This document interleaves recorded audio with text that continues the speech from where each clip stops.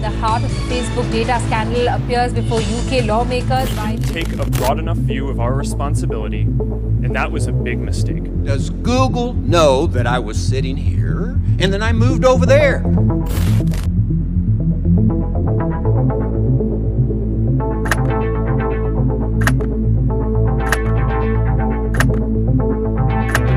It was my mistake, and I'm sorry.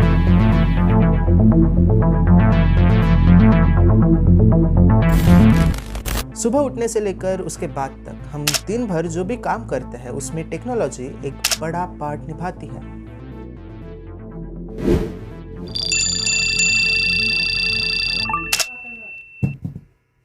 मुझे क्या दिख रहा है बे? तुम्हारे दिन की भी शुरुआत ऐसे ही होती होंगी। और फिर दिन भर सोशल मीडिया भी तो स्क्रॉल करना होता है, अपने क्रश के मैसेज का वेट भी तो करना होता है और यूट्यूब पे वीडियो भी चलाना होता है। लेकिन क्या आपने कभी ये सोचा है कि हम जो ये फेसबुक, गूगल, इंस्टाग्राम, यूट्यूब चलाते हैं, ये कंपनीज, ये टेक जायंट्स कैसे पैसे कमाती है और इनका बिजनेस मॉडल हमारे डेमोक्रेसीज के लिए कैसे एक खतरा हो सकता है? तो चलिए पहले गूगल के बारे में देखते हैं। तो गूगल के रिसेंट क्वार्टर 4 के रिजल्ट्स में उन्होंने $76 बिलियन कमाए। एक क्वार्टर मतलब 4 महीने का रेवेन्यू। तो लास्ट क्वार्टर में उन्होंने $76 बिलियन कमाए। उन $76 बिलियन में से $42.6 बिलियन यानी अराउंड 56% रेवेन्यू एडवर्टाइजिंग रेवेन्यू है। मतलब गूगल जो हमको एड्स दिखाता है उनसे उनकी ज़्यादातर कमाई होती है और ये उनका 2022 का टोटल रेवेन्यू है। जैसे कि आप देख सकते हैं कि उन्होंने अपने टोटल रेवेन्यू में से 58% बस एडवर्टाइजिंग से कमाया, वही एड्स जो आजकल हम स्किप भी नहीं कर पाते। Now let's talk about another tech giant, Meta. अब गूगल का तो बस 56% रेवेन्यू ही एडवर्टाइजिंग से आता है। आई नो कि ये बहुत ज़्यादा है, लेकिन उनके पास अदर सोर्सेज ऑफ रेवेन्यू भी है। But when we talk about Meta, जो कि पहले फेसबुक था, उनका पूरा बिजनेस मॉडल ही एडवर्टाइजिंग पे बेस्ड है। Around 98% of total revenue they generate comes from advertising. Basically जो भी एड्स हम इंस्टा, फेसबुक पे देखते हैं उससे। और अगर हम माइक्रोसॉफ्ट की बात करें तो उनके टोटल रेवेन्यू का 6% एडवर्टाइजिंग की वजह से आता है। और अमेजॉन ने भी लास्ट क्वार्टर एड्स से $10 बिलियन से भी ज़्यादा कमाया था। हाँ, तो आप लोग सोच रहे होंगे कि इसमें क्या है? ठीक ही तो है, हम स्क्रॉल करते हैं, एक आध ऐड आ जाती है, बीच में पसंद आए तो खरीद लेते हैं, वरना और स्क्रॉल करते हैं। This is not as simple as you think it is. आपने ये कभी नोटिस किया होगा, हम कुछ इंपॉर्टेंट काम कर रहे होते हैं और अचानक हमारा ध्यान मोबाइल की तरफ चला जाता है और फिर हमसे रहा नहीं जाता। रहा नहीं जाता, तड़प ही ऐसी है ना। ये कोई कॉन्सिडेंस नहीं है, इसे साइकोलॉजी में पॉजिटिव इंटरमिटेंट रिइंफोर्समेंट कहते हैं। सोशल मीडिया हमें कुछ ऐसी आदतें लगा देती है और हमें पता भी नहीं चलता, लेकिन सबकॉन्शियसली हमारे दिमाग में एक तरह से हमें प्रोग्राम किया जा रहा है। मैं ऐसे हवा में बातें नहीं कर रहा, ये एक्चुअली एक इंटायर डिसिप्लिन है, एक इंटायर फील्ड है जिसे ग्रोथ हैकिंग कहते हैं। इन बड़ी टेक कंपनीज में इंजीनियर्स की एक पूरी टीम बस इस काम के लिए हायर की जाती है कि कैसे लोगों की साइकोलॉजी को हैक किया जा सकता है। एक बार लोगों की साइकोलॉजी को हैक कर लिया कि वो लोग उनके प्लेटफॉर्म्स पर ज़्यादा समय बिताएंगे। उन लोगों का उन साइट्स और ऐप्स पर ज़्यादा समय बिताना मतलब वो लोग ज़्यादा एड्स देखेंगे, और वो लोग ज़्यादा एड्स देखेंगे तो गूगल और मेटा जैसे कंपनीज का रेवेन्यू बढ़ते जाएगा। Basically they sell our attention to advertisers.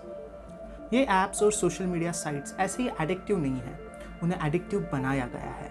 In companies के पास हमारे बारे में जो भी डेटा है, उस डेटा की मदद से वो हमारे बारे में हमसे बेहतर जानते हैं।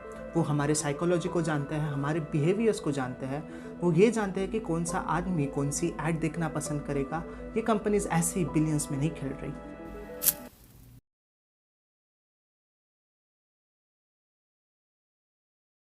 ऑलराइट, लेकिन इसका हम पर कैसे असर हो रहा है?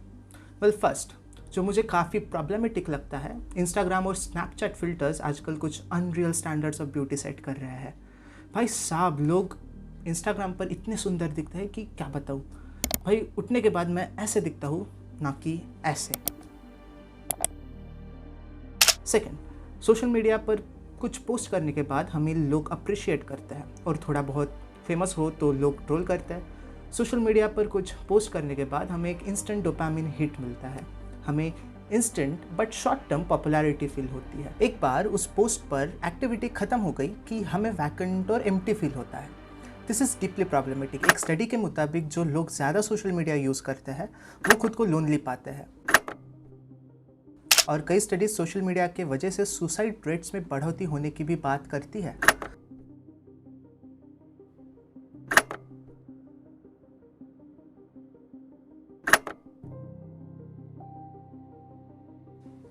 और शायद आप लोगों ने एक बात नोटिस की होगी, जब से सोशल मीडिया इतना मेन स्ट्रीम हो गया है तब से आम जनता पॉलिटिकली काफ़ी ज़्यादा पोलराइज हो गई है।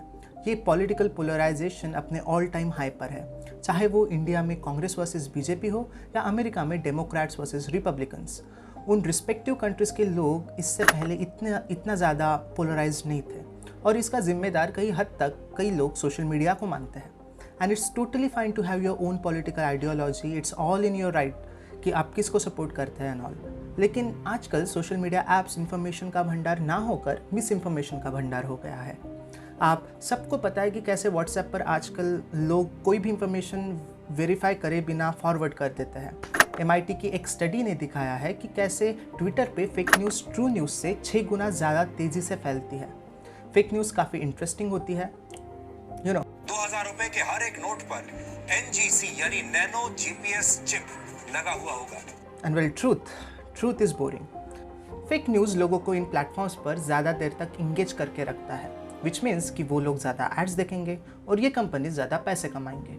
इन सोशल मीडिया कंपनीज का एल्गोरिदम ही ऐसे डिज़ाइन है कि ज़्यादा इंगेजिंग पोस्ट, ट्वीट्स और वीडियोस को वो और पुश करता है, जिससे कि फेक न्यूज़ काफ़ी लोगों में पॉपुलर हो जाती है, और एक तरह से फेक न्यूज़ ही नई सच्चाई बन जाती है और सच्चाई कहीं दब कर रह जाती है। अब आप सोच कर देखिए कि एक डिक्टेटर के लिए सोशल मीडिया कितना बड़ा हथियार हो सकता है। आप सोशल मीडिया की मदद से एक कंट्री के पॉपुलेशन को एक तरह से कंट्रोल कर सकते हो, आप उनकी सोच को बदल सकते हो, और ये ऑलरेडी हो रहा है। Hundreds of thousands of Rohingya Muslims have been living in camps like this one for months. They fled from Myanmar to Bangladesh to escape violence. Facebook has been accused by UN investigators and human rights groups of facilitating violence against the minority Rohingya Muslims in Burma. Facebook is the digital tea shop for Myanmar. It has a history in this country. It's played a role in the Rohingya refugee crisis and the genocide before it. Amnesty की एक report बताती है कि कैसे Facebook की वजह से Myanmar में राइट्स की स्थिति और भयंकर हो गई थी। करीब 70,000 रोहिंग्या मुस्लिम्स को म्यांमार छोड़कर बांग्लादेश में जाकर रेफ्यूजी बनकर रहना पड़ रहा है।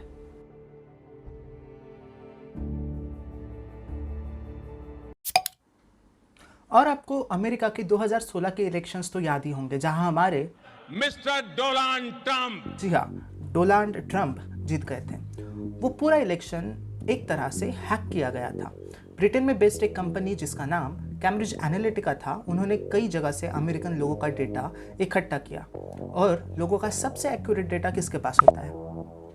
मार्क भैया यानी फेसबुक। गार्डियन की रिपोर्ट के मुताबिक अराउंड 50 मिलियन अमेरिकन सिटीजन्स का डेटा फेसबुक ने इस कैम्ब्रिज एनालिटिका नाम की कंपनी को बेच दिया। Yes, you heard that right. उस डेटा का इस्तेमाल करके कैम्ब्रिज एनालिटिका ने ट्रंप कैंपेन के एड्स बनाए जो लोगों को ट्रिगर करे। उन्होंने लोगों को उकसाने वाले स्लोगन्स बनाए। ट्रंप की इलेक्शन स्पीचेस इस तरह से डिज़ाइन की गई कि वो लोगों को लुभाए, एंड दे एग्जैक्टली न्यू कि कौन से रीजन के अमेरिकन्स को क्या चीज़ लुभाती है, and Trump one that election. और बस यही नहीं, ऐसा कहता है कि 2020 में जो ब्रेक्सिट हुआ था उसमें भी कैम्ब्रिज एनालिटिका ने एक बहुत बड़ा रोल प्ले किया था। ब्रेक्सिट यानी बेसिकली यूके का यूरोपियन यूनियन से सेपरेशन, एक तरह से पार्टीशन। तो ये चीज़ करने के लिए एक रेफरेंडम कंडक्ट किया गया था जिसमें 51.89% लोगों ने यूके को यूरोप से अलग होने के लिए वोट किया। लेकिन बाद में पता चला कि ब्रेक्सिट कैंपेन में भी कुछ पॉलिटिशियंस ने कैम्ब्रिज एनालिटिका की मदद ली थी, लोगों को बहकाने में, उनको इन्फ्लुएंस करने में। मैं आपको नेटफ्लिक्स की ये डॉक्यूमेंट्री सजेस्ट करना चाहूँगा जो कैम्ब्रिज एनालिटिका का इन्वॉल्वमेंट दिखाता है ट्रंप कैंपेन में और ब्रेक्सिट के live.eu कैंपेन में। उसके बाद कैम्ब्रिज एनालिटिका के तब के CEO अलेक्जेंडर निक्स के कुछ वीडियोस वायरल हुए जहाँ पे वो फेसबुक से खरीदे गए डेटा के बारे में बातें कर रहे थे, जहाँ पे वो खुद के कंपनी का रोल बता रहे थे कि कैसे उन्होंने ट्रंप कैंपेन में मदद की। वगैरह वगैरह। और उसके बाद everything went wrong for Cambridge Analytica.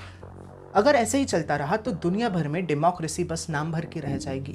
खैर, जब कैम्ब्रिज एनालिटिका का पूरा स्कैंडल बाहर आया तो कैम्ब्रिज एनालिटिका ने यूके और यूएस में बैंकरप्सी के लिए फाइल कर दिया।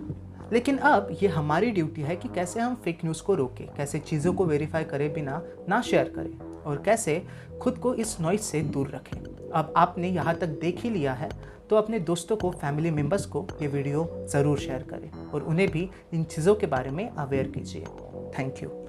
If we allow cheating in our democratic process, then and we allow this amount, what about next time? What about the time after that?